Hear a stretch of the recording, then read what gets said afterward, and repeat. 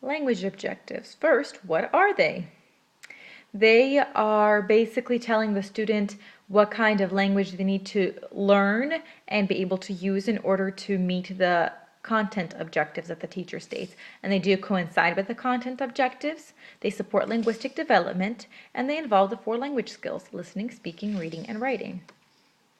They are important because they tell the learner what academic language functions and skills they need to know before they're able to do the lesson, and they are beneficial knowledge not just for the language learners, but for all students in the class, because they are outlining what academic language the teacher expects the students to learn in the lesson. Categories include vocabulary, language function, literacy skills, and grammar. And a little more detail about those categories. You can create objectives by thinking about, for example, key vocabulary. What kind of words do they need to know in order to be able to talk about, read about, write about that topic? Learning those words can be an objective.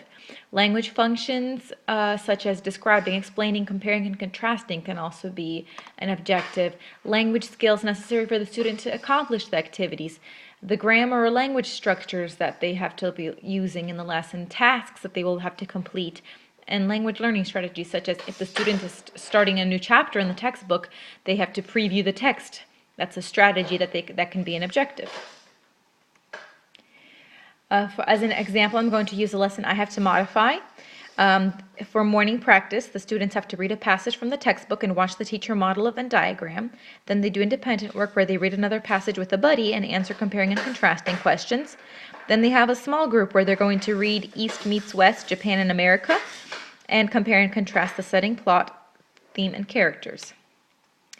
The ESL student I'm working with is in 3rd grade. His scores were a 1.9 in writing and a 1.6 in reading. In order to do a good job modifying a lesson, you want to use the WIDA can-do descriptors.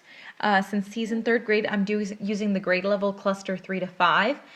You can find all the can-do descriptors online as a digital download for free.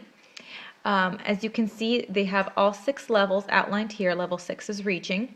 And then they have reading, writing, and there's another page of listening and speaking where they tell you what each student should be able to do at that level in that category. We're going to be looking at just the reading and writing since this lesson deals only with reading and writing. His writing score was a 1.9, so and he has improved quite a bit since he took this test. So I put him at a level 2 for writing, which is beginning. So he should be able to make lists from labels or with peers, complete or produce sentences from word or phrase banks or walls, fill in graphic organizers, charts, and tables, and make comparisons using real life or visually supported materials.